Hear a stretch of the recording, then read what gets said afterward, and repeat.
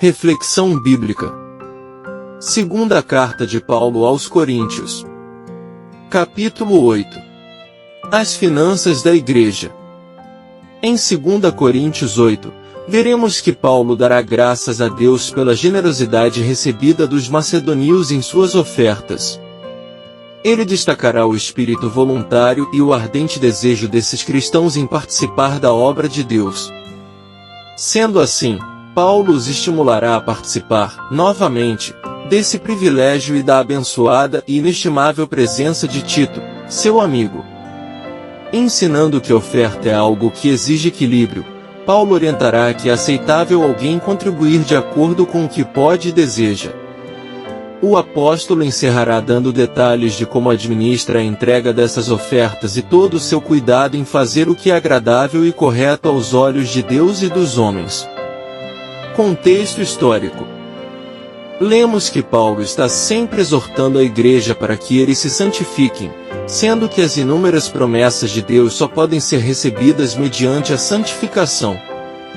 Tito se une a Paulo, trazendo alívio e descanso ao seu coração, que enfrentava muitos conflitos e Deus o usou a favor do apóstolo. Falou também sobre a tristeza causada pela primeira carta que enviou aos cristãos de Corinto e ao invés de se entristecer com eles, se alegra profundamente, pois o efeito foi exatamente o que ele esperava, o arrependimento. Acompanhe a seguir o estudo de todos os versículos de 2 Coríntios 8. Igrejas da Macedônia. Versículo 1. Além disso, irmãos, vos fazemos conhecer a graça de Deus concedida às igrejas da Macedônia. As igrejas da Macedônia eram as congregações em Filipos, Tessalônica e Bereia, Atos 16. Paulo reconhece o seu valor. Versículos 2 e 3. Como em grande prova de aflição, a abundância de sua alegria e sua profunda pobreza abundou em riquezas da sua liberalidade. Porque do seu poder, eu dou testemunho, sim, além do seu poder, eles estavam dispostos de si mesmos. Estas igrejas surgiram em meio à aflição. Além disso, elas tinham recursos financeiros limitados. Mesmo assim, estes fatores não impediram que eles dessem uma oferta voluntária e caridosa. O dom de Deus. Versículo 4. Orando com muitas súplicas, que recebêssemos o dom, e assumíssemos a comunhão da ministração para com os santos. A mesma palavra usada para descrever o serviço cristão, ministração, ministério em 2 Coríntios 4 verso 1, agora é usada para designar a oferta cristã. A mordomia financeira é um ministério. Oferecer a si mesmo. Versículo 5. E isso eles fizeram, não como nós esperávamos, mas primeiramente a si mesmos se deram ao Senhor, e a nós, pela vontade de Deus. Aqui está a chave para se entender as ofertas como um ministério. Quando os cristãos oferecem a si mesmos por completo ao Senhor, eles não têm dificuldade em oferecer suas carteiras a Ele. Tito é honrado. Versículo 6. De tal modo desejamos que Tito, assim como havia começado, ele também terminasse em vós esta graça. A coleta de Paulo para os cristãos de Jerusalém foi um projeto de longo prazo. Evidentemente, Paulo tinha colocado Tito a cargo de pelo menos uma parte da coleta. Os coríntios estavam prontos a contribuir, desde o ano passado, 2 Coríntios 9 verso 2, mas não terminaram a tarefa. O recente conflito em Corinto, que causou a visita dolorosa de Paulo e a carta severa, certamente foi o fator principal.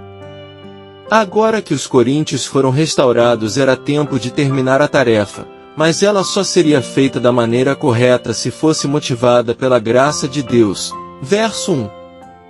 Vós abundeis em tudo. Versículo 7. Portanto, assim como abundais em todas as coisas, em fé, e em palavra, e em conhecimento, e em toda a diligência, e em vosso amor para conosco, veja para que abundeis nesta graça também. Os coríntios tinham mais recursos do que os macedônios, portanto, eles podiam dar com mais generosidade, e era exatamente isso que Paulo esperava que acontecesse. Veja para que abundeis nesta graça também. A generosidade. Versículo 8. Eu não falo como mandamento, mas por ocasião da presteza dos outros, e para provar a sinceridade de vosso amor. A generosidade dos macedônios estabeleceu um padrão de oferta desafiador.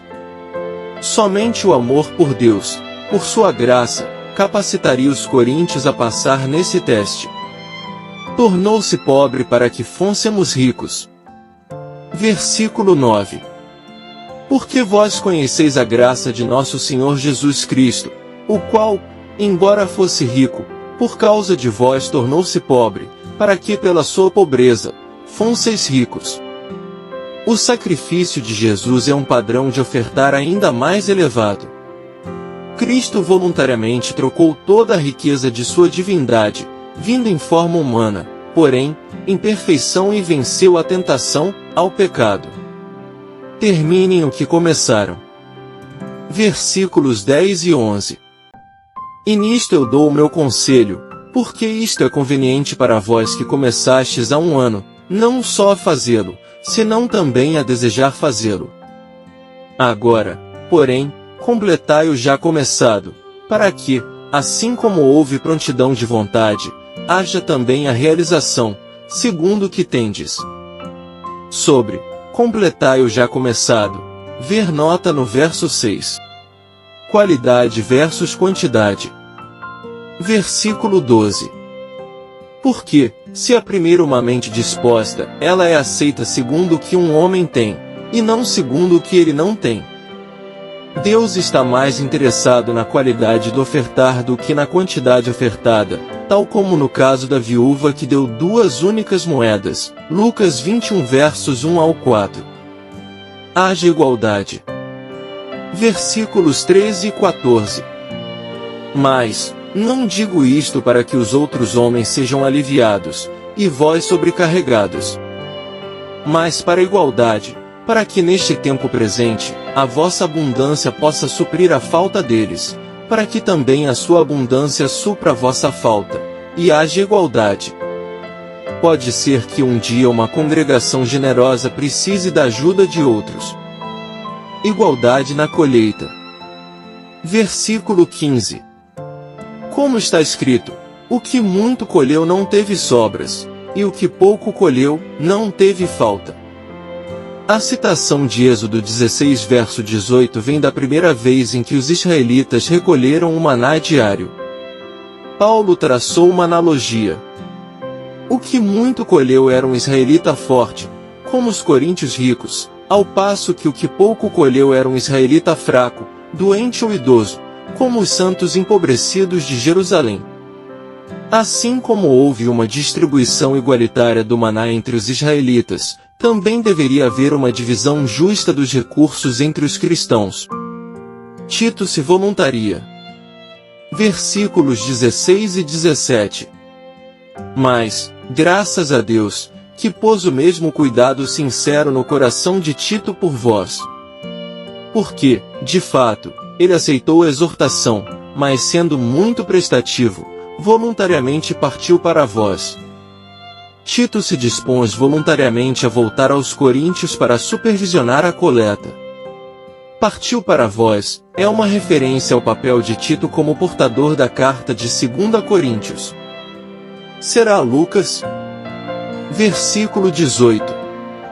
E nós enviamos com ele o irmão, cujo louvor no Evangelho está presente em todas as igrejas. Não foi dito o nome do irmão, e nós enviamos com ele, mas vários intérpretes entendem que tenha sido Lucas. Nós. Versículo 19. E não só isto, mas foi também escolhido pelas igrejas para viajar conosco nesta graça, que é ministrada por nós para a glória do mesmo Senhor, e declaração de sua mente disposta. As congregações devem se envolver nas decisões da liderança. Atos 20 verso 4 lista todos os mensageiros das igrejas que iriam acompanhar Paulo com esta graça. Atos 20 verso 5 inclui Lucas neste grupo através da palavra nós. Honestidade para Deus e para os homens. Versículos 20 e 21. Evitando isto, que algum homem nos culpe por esta abundância, que é ministrada por nós. Porque temos em mente as coisas honestas não só à vista do Senhor, mas também à vista dos homens. Desde o início do cristianismo, a preocupação cuidadosa com a integridade no lidar com o dinheiro foi importante. À vista dos homens denota pública prestação de contas. O irmão. Versículo 22. E nós enviamos com ele nosso irmão, o qual muitas vezes já provamos ser diligente em muitas coisas, mas agora muito mais diligente, pela grande confiança que eu tenho em vós. Tal como o irmão do verso 18, também não foi dito o nome deste irmão, mas ele foi louvado. Os mensageiros. Versículo 23. Se qualquer um inquirir de Tito, ele é meu companheiro e colaborador para convosco, ou se os nossos irmãos forem inquiridos, eles são os mensageiros das igrejas e a glória de Cristo. Sobre companheiro e colaborador, ver nota em 2 Coríntios 2 versos 12 e 13 para mais informações acerca das credenciais de Tito. Os mensageiros das igrejas eram, literalmente, apóstolos. Apenas aqueles que foram selecionados pelas igrejas, verso 19, poderiam cumprir esta função de maneira adequada. Assim como o Evangelho manifesta o esplendor de Cristo, ver nota em 2 Coríntios 4 verso 4, assim também as vidas transformadas pelo Evangelho. Honrem a eles. Versículo 24. Portanto, mostrai-lhes, e perante as igrejas, a prova do vosso amor e da nossa glória em seu favor. Este versículo é outro apelo para que os cristãos de Corinto terminassem a oferta, ver nota no verso 7. 5 principais lições que aprendemos no estudo de 2 Coríntios 8. Generosidade como exemplo de Cristo. Paulo destaca a generosidade dos macedônios como um exemplo inspirador de imitar a Cristo, que, sendo rico, se fez pobre por amor a nós. Isso nos desafia a praticar a generosidade em nossas vidas, seguindo o exemplo de Cristo. Comunhão na contribuição. O apóstolo ressalta a importância da comunhão na contribuição para as necessidades dos santos. Isso nos ensina sobre a importância de apoiar uns aos outros em amor e solidariedade, especialmente nos momentos de necessidade. Propósito e planejamento na doação. Paulo encoraja os coríntios a planejarem suas doações com antecedência, de acordo com a capacidade de cada um, para que haja igualdade entre os irmãos. Isso nos lembra da importância de doar com sabedoria e propósito, buscando a justiça e a equidade. Bênçãos da generosidade. O apóstolo destaca que a generosidade traz bênçãos abundantes tanto para o doador quanto para o receptor. Isso nos motiva a praticar a generosidade de coração, confiando que Deus nos abençoará ricamente em resposta à nossa disposição de dar. Integridade na administração dos recursos. Paulo exorta os líderes da igreja a administrarem os recursos financeiros com integridade e transparência, evitando qualquer suspeita de malversação. Isso nos lembra da responsabilidade de sermos fiéis mordomos dos recursos que Deus nos confiou, usando-os para sua glória e para o benefício do reino. Conclusão. Concluindo esse estudo, há um contexto em nosso país. Algumas denominações desenvolveram um estranho hábito de motivar as pessoas a ofertar com base naquilo que elas podem receber, e em muitos casos, as pessoas são motivadas a ofertar muito acima daquilo que podem, sendo influenciadas a acreditar que Deus a recompensará através de sua fé e dará o benefício tão desejado. Por isso, muitos param de contribuir financeiramente com a obra, ao se sentirem enganados e explorados. Contudo, Lendo esse capítulo, vemos o apóstolo abordar o assunto de maneira clara e equilibrada. A receita da igreja é tratada com muita transparência e por pessoas de confiança, não havendo qualquer tipo de obscuridade na sua administração. Isso, hoje, nos estimula e ensina, como igreja e como ovelhas de um pastor que vê tudo, a estarmos atentos às motivações dos nossos líderes no que se refere às finanças e na maneira como eles administram as ofertas que são entregues na casa de Deus. Uma obra precisa de colaboradores, muitos precisam ser alcançados e uma igreja sadia é onde a ovelha gera outra ovelha, e cuida dela. Graça e paz por parte de nosso Deus e Pai, e de nosso Senhor e Salvador, Jesus Cristo, estejam sobre nossas vidas.